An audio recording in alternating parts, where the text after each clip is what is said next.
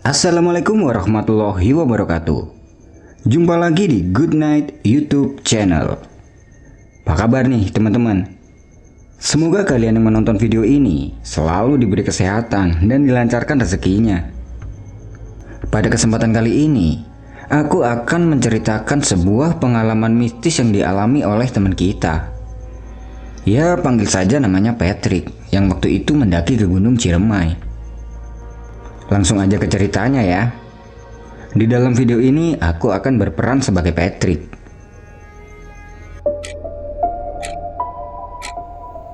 Good night.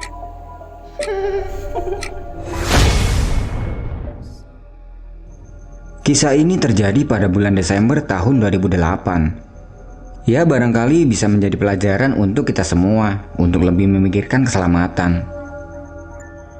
Hari itu, aku dan sepupuku Alvin berencana mendaki ke Gunung Ciremai untuk pertama kalinya. Setelah sebelumnya, kami mendaki ke Gunung Salak dan Sumbing. Kebetulan kami mempunyai teman orang Kuningan, namanya Irma. Kami bertemu Irma di sebuah konser musik underground di daerah Bekasi. Setelah pergi ke warnet untuk mencari info mengenai Gunung Ciremai, ya maklum, waktu itu HP kami masih tipe jadul. Berangkatlah kami dari Jakarta menuju Kuningan, yang sebelumnya kami sudah mengontak Irma dan dia setuju untuk menemani kami mendaki. Singkat cerita, sampailah kami di terminal Kuningan sekitar jam 5 sore dan Irma sudah menunggu kedatangan kami bersama temannya Hendra. Lalu, kami langsung menuju rumah Irma yang ternyata rumahnya Irma tepat berada di kaki Gunung Ciremai. Tapi lucunya, meskipun tinggal di kaki Gunung Ciremai, Irma dan Hendra sama sekali belum pernah mendaki ke Gunung Ciremai. Ya, mungkin karena mereka bukan pendaki seperti kami. Setelah puas ngobrol panjang lebar, kami memutuskan untuk mulai pendakian tanpa pamit ke ibu Irma. Karena ibunya Irma pergi ke masjid dan katanya Irma sudah biasa pergi tanpa berpamitan. Kami menuju ke pos perizinan terdekat. Tapi Hendra menyarankan kami tidak perlu ke pos perizinan dengan alasan dia orang kampung sini. Aku dan Alvin pun akhirnya menurut saja. Aku mengeluarkan kompas sebagai patokan arah yang menunjukkan puncak ada di arah timur. Perjalanan dimulai. Hendra memimpin perjalanan melalui ladang-ladang warga dan menembus hutan pinus yang dipenuhi semak belukar yang ditebas Hendra menggunakan parang yang dibawanya. Dan ternyata langsung menembus ke jalur utama via Palutungan, tepatnya sebelum pos 3. Kami pun terus mendaki hingga pos 4. Setelah menemukan lahan datar, kami memutuskan membuka tenda di sekitaran pos 4. Setelah ngopi dan makan cemilan, kami memutuskan untuk tidur. Tapi, karena tenda yang kami bawa hanya cukup 2 orang, akhirnya aku dan Hendra memutuskan untuk tidur di depan tenda. Malam itu mataku belum juga bisa terpejam. Kulihat jam di tanganku menunjukkan pukul 12:30 dini hari. Lalu, aku memutuskan untuk duduk dan menyalakan sebatang rokok. Kulihat Hendra yang sudah masuk ke dalam mimpi karena ditandai dengan dengurannya. Lalu tiba-tiba, aku mendengar ada suara seperti orang berjalan dari semak-semak di depanku. Aku pun menjadi merinding. Lalu, aku menyorotkan senterku ke arah semak-semak. Dan di situ terlihat seperti ada sosok nenek-nenek yang bungkuk, mengenakan kebaya berjalan dengan tongkat menuju ke arahku. Melihat itu, aku langsung membuang rokok yang ada di tanganku dan masuk ke dalam tenda membangunkan Alvin untuk bertukar posisi. Tapi, aku tidak mengatakan kalau aku baru saja melihat nenek-nenek. Pagi pun tiba. Setelah sarapan, kami melanjutkan perjalanan menuju ke puncak. Di sepanjang perjalanan, kami tidak menemui satu pendaki pun hingga sampai di puncak. Mungkin karena waktu itu hari kerja. Akhirnya sekitar 6 jam perjalanan kami tiba di puncak. Sesampainya kami di puncak, kami tidak melihat satu orang pun. Sekitar setengah jam kami berada di puncak, barulah ada rombongan dari Bandung yang berjumlah 6 orang. Lalu mereka gabung bersama kami dan berkenalan. Kami pun mengobrol dengan rombongan itu. Di tengah-tengah obrolan, aku menanyakan keberadaan bunga Edelweiss di gunung ini. Dan setelah dijelaskan, kami pun bergegas pergi menuju ke ladang Edelweiss, sekalian turun. Sesampainya kami di ladang Edelweiss, Irma dan Hendra ternyata baru pertama kali melihat bunga itu. Aku dan Hendra pun dengan sotoy menjelaskan tentang bunga Edelweiss dan segala mitosnya. Setelah puas di ladang Edelweiss, kami pun kembali. Kami kembali melanjutkan perjalanan turun, dan waktu itu sekitar pukul 3 sore. Lalu tibalah kami di persimpangan Linggarjati dan Palutungan. Kami berencana ambil jalur menuju Palutungan. Hingga hari mulai gelap, kami belum juga menemukan jalur yang sama yang kami lewati waktu naik. Tapi, kami masih belum berpikiran macam-macam. Karena kami pikir, memang jalur utama via Palutungan masih jauh. Akhirnya, sekitar jam 7 malam, kami memutuskan membuka tenda, lalu melanjutkan perjalanan keesokan harinya. Keesokan harinya sekitar pukul 6 pagi, kami mulai melanjutkan perjalanan turun. Hampir 3 jam kami berjalan turun, tapi belum juga menemukan jalur yang kami lalui waktu naik. Dan anehnya lagi, ada seekor kadal yang terus mengikuti kami, entah sejak kapan. Aku mulai cemas saat itu, dan aku yakin bahwa kami tersesat, karena jalur yang kami lewati terputus. Hanya ada semak-semak setinggi 1 meteran di depan kami. Kami pun berhenti dan berunding, apakah akan lanjut turun atau kembali ke puncak. Setelah lama berunding, akhirnya kami memutuskan untuk kembali ke puncak. Berjalan kembali ke puncak, dan kadal itu masih terus mengikuti kami. Karena penasaran, Hendra mencoba mendekati kadal itu dan menghentakkan kaki tepat di depannya. Tapi, kadal itu tetap tidak pergi, seolah menantang Hendra. Alvin pun menyarankan kami agar tetap berjalan tanpa menghiraukan kadal tersebut. Hari mulai sore, dan kami belum juga keluar dari hutan yang didominasi pepohonan besar. Aku pun mencoba mengikat tali rapia biru ke sebuah pohon yang memang selalu kubawa setiap pergi mendaki sebagai tanda. Dan anehnya, kami selalu kembali melewati tanda yang kupasang tersebut. Ditambah lagi, kadal itu masih terus saja mengikuti kami. Hari pun telah gelap. Kami kembali membuka tenda dan membuat santap malam. Untung saja, persediaan bekal kami masih lumayan banyak, terutama biskuit. Air yang kami bawa pun masih lumayan banyak. Ada 1 jerigen air dan 5 liter juga masih utuh. Setelah puas mengisi perut, kami memutuskan untuk tidur. Dan suasana kali ini begitu hening. Tidak ada suara binatang hutan sama sekali seperti biasanya. Aku pun mulai terlelap tidur di luar tenda. Lalu tiba-tiba, Hendra membangunkanku. Karena dia melihat cahaya seperti cahaya senter. Tanpa membangunkan Alvin dan Irma, kami langsung berlari ke arah cahaya yang jaraknya kira-kira 200 meter sambil berteriak sekeras mungkin. Sepertinya mereka tidak mendengar teriakan kami dan terus saja berjalan. Tapi kami terus berlari ke arah sumber cahaya tersebut.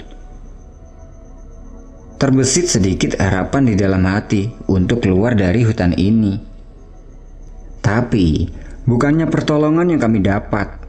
Hendra justru terperosok jatuh ke dalam lubang sedalam kurang lebih 4 meter. Yang lebih mengejutkan lagi, ternyata sekitar 10 meter dari lubang tersebut adalah jurang yang entah berapa puluh meter dalamnya. Dengan kata lain, Cahaya panjang mirip sorotan senter itu bukan berasal dari manusia, karena melayang melewati jurang. Jika saja Hendra tidak terperosok ke dalam lubang, mungkin kami berdua sudah masuk ke dalam jurang. Aku segera kembali menuju ke lubang di mana Hendra terperosok. Lalu, kusorot Hendra dengan senter yang ada di tanganku. Dan untungnya, dia tidak mengalami cedera serius.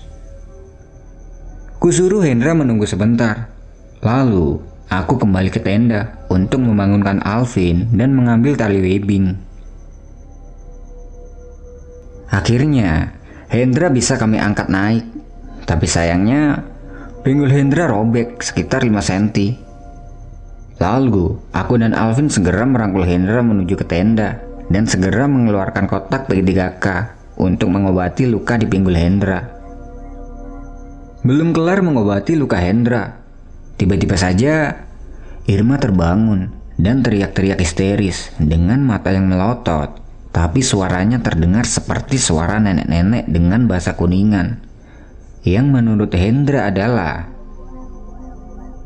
"Mau apa kalian datang ke sini?" Mendengar itu kami bertiga minta maaf dan meminta agar nenek itu keluar dari tubuh Irma. Tapi Irma tetap saja berteriak sambil sesekali tertawa cekikikan. Kami pun membacakan doa-doa yang kami hafal, tapi tidak menunjukkan perubahan apa-apa. Karena kesal, aku menyuruh Alvin dan Hendra untuk memegang Irma dengan erat. Lalu, aku menduduki dua kaki Irma dan menggigit jempol kaki Irma. Teriakan Irma perlahan mulai melemah, hingga akhirnya dia benar-benar sadar.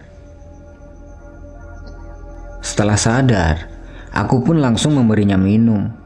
Lalu, Irma bercerita bahwa ia bermimpi dibawa nenek-nenek ke suatu tempat di dalam goa.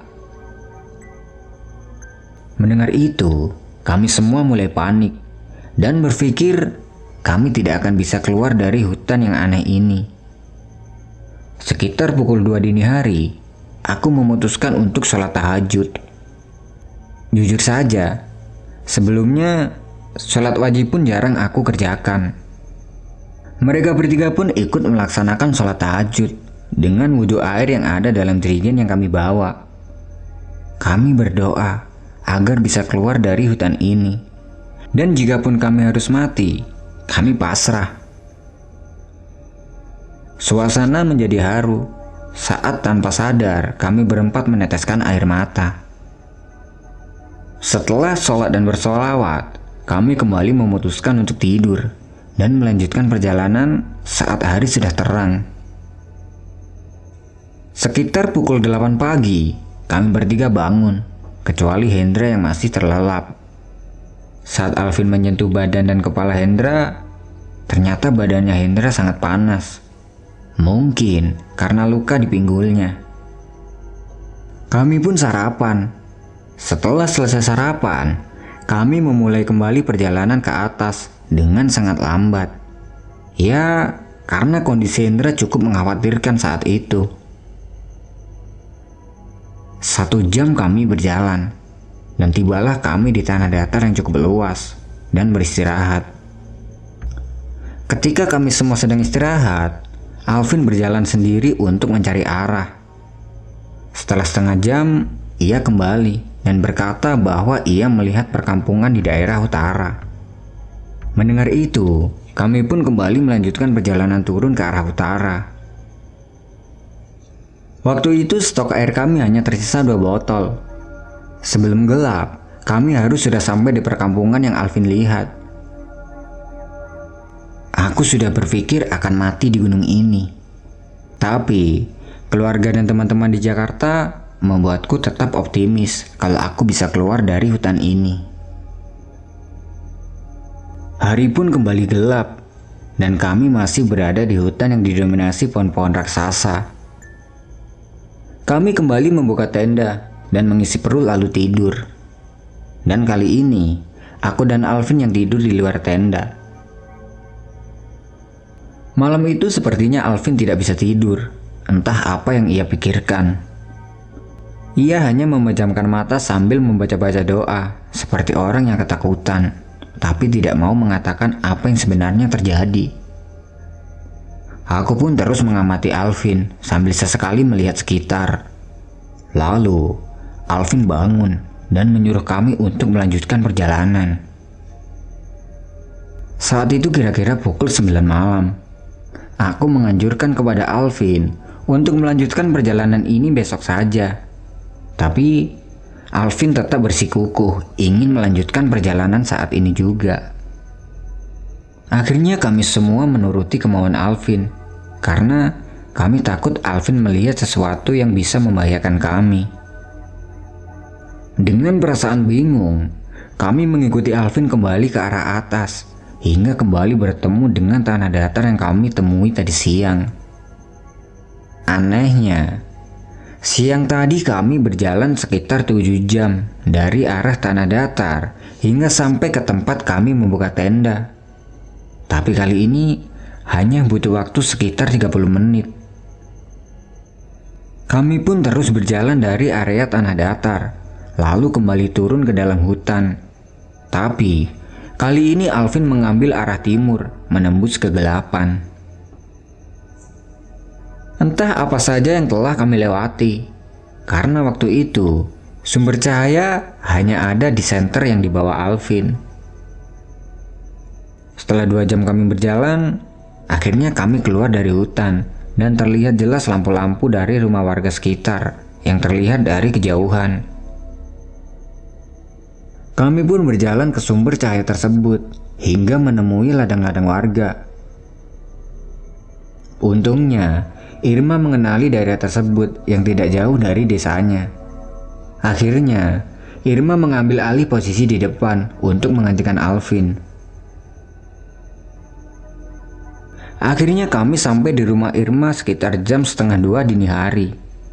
Sesampai di situ, kami langsung melakukan sujud syukur di depan rumah Irma. Dan aku bertanya kepada Alvin, dari mana ia langsung tahu jalan pulang. Alvin pun bercerita, di saat kami memutuskan untuk tidur, tiba-tiba ada seorang kakek-kakek yang datang menghampiri dan mengatakan jika kami ingin keluar dari hutan itu, kami harus segera mengikutinya. Kami pun mulai bercerita tentang apa yang kami alami selama di Gunung Ciremai. Ternyata, sejak awal pendakian saat memasuki kawasan hutan pinus, Alvin memang merasa diikuti oleh nenek-nenek. Berbeda dengan Irma, dia merasa sering melihat sosok hitam berbadan besar dengan mata yang berwarna merah saat tersesat di dalam hutan. Dan Hendra, dia mengaku tidak melihat apa-apa. Tapi kami tidak percaya karena ia terlihat seperti menutupi sesuatu. Akhirnya Irma masuk ke dalam rumah dan membangunkan ibunya yang sedang tidur. Kemudian langsung memeluk ibunya dengan erat dan menceritakan bahwa kami baru saja tersesat di Gunung Ciremai. Ibunya Irma pun langsung mencaci kami semua.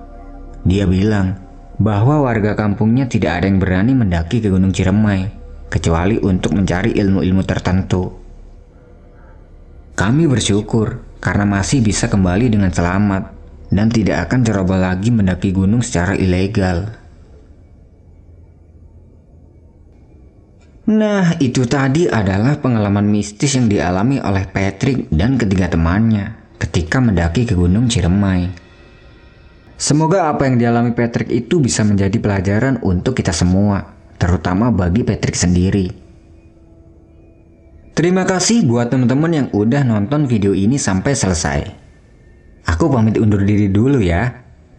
Good night and see you next time.